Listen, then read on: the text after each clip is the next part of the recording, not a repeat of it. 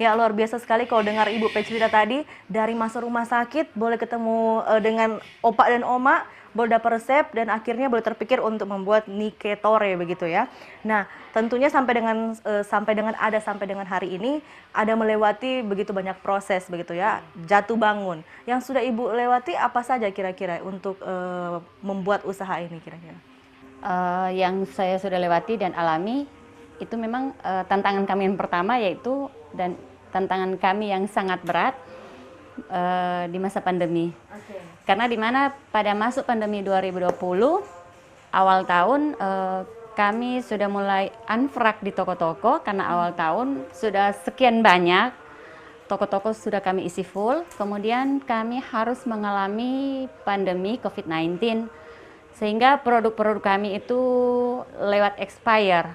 Karena sempat 4 bulan kita tutup, karena toko-toko waktu itu ditutup, penerbangan juga tidak ada, tamu-tamu juga tidak ada, pembatasan semua.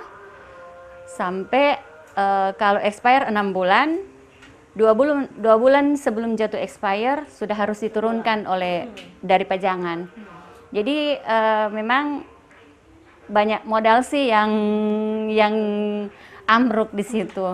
Berapa waktu itu kerugiannya? Ya sekitar 70%. 70%. Iya. Sekitar berapa juta waktu itu? Sekitar 30-an, 30-an hampir 40.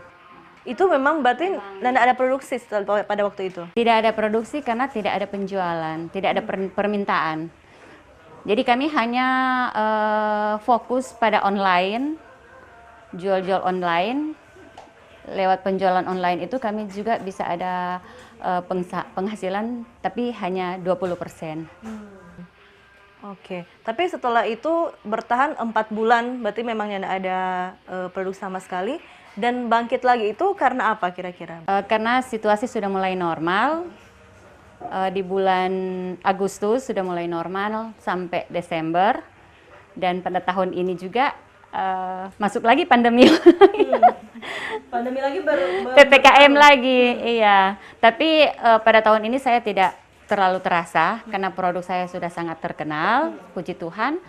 Jadi walaupun pandemi, PPKM, permintaan juga dari luar masih tetap ada, walaupun tidak seperti tahun-tahun kemarin, dan penjualan hanya menurun 50%. Masih bisa lah untuk mengcover ya. Nah, ini Niketore ini sudah sampai ekspor kemana saja kira-kira?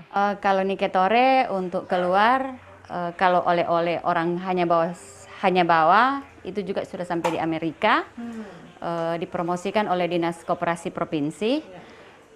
Mudah-mudahan Tuhan berkenan, produk ini bisa masuk di pasar Amerika. Lewat Pak Kadis Ronald Sorongan mempromosikan kami. Dan sudah ada di Jerman lewat juga Koperasi Provinsi, dan di Jepang lewat teman saya, tapi Jepang dan Jerman reseller, tapi reseller skala kecil. Oke, berarti bersyukurnya juga UMKM ini banyak yang bantu begitu ya, banyak dari dinas dari pemerintahan juga. Nah, kira-kira yang mereka lakukan itu untuk membantu perekonomian dan UMKM sendiri seperti apa kalau Ibu rasakan? Kalau buat saya pribadi sebagai pelaku usaha, sangat-sangat terbantu. Di mana juga pada saat ini saya sebagai pelaku usaha juga dalam mengikuti calon wirausaha Bank Indonesia, dan saya termasuk dalam binaan Bank Indonesia, dan di situ juga kami dibentuk untuk menjadi seorang pengusaha yang tetap tangguh dan bisa sukses ke depan dan lebih sukses. Dan untuk bantuan pemerintah itu sangat membantu buat kami, di mana di akhir tahun 2020 saya dapat 1 unit alat dari lewat Disperindak Provinsi, dan kami juga dibantu oleh Dinas Koperasi Provinsi lewat pembelian produk. Lewat pemilihan produk, sehingga pada saat itu kami tidak penjualan hanya 20%, kami bisa merasakan dan kami bisa menambah modal lewat pembelian produk yang dilakukan oleh koperasi provinsi. Oke, awal mulanya itu Ibu bisa dikenal oleh dari pemerintah sendiri, memang menawarkan ke merekanya atau mereka yang cari sendiri untuk UMKM? Pertama, karena masih pemula, belum tahu seperti apa masuk di dinas-dinas. Produk saya baru 3, yaitu kriuk teri, kriuk cakalang, kriuk roa. Saya masuk ke dinas koperasi provinsi. Saya masuk di situ bukan membawa proposal atau bukan meminta bantuan, tetapi saya membawa produk kita masuk untuk jualan. Oke. Nah, kita jual, kita naik sampai di kantor gubernur, di mana itu saya door to door terlebih dahulu sebelum saya masuk ke toko-toko. Berarti berencana untuk menjual ke mereka begitu Jual ya? ke mereka. Nah, kebetulan di situ juga ada saudara saya, jadi di situ dia promosi. Nah, di situ mulai mereka telah mengambil data saya, dan kalau ada pelatihan-pelatihan mereka libatkan saya. Oke, pelatihan-pelatihan itu orang boleh lihat di belakang ini ada lumayan banyak ini sertifikat-sertifikat yang diikut. Yang paling berkesan sertifikat yang mana ini, Bu? Yang paling berkesan tentunya sertifikat saya bisa dipercayakan sebagai narasumber dari kegiatan Kementerian Koperasi maupun Dinas Koperasi. Nah, ini kan membuat satu usaha bisa sampai sebesar ini banyak begitu ya yang dilakukan.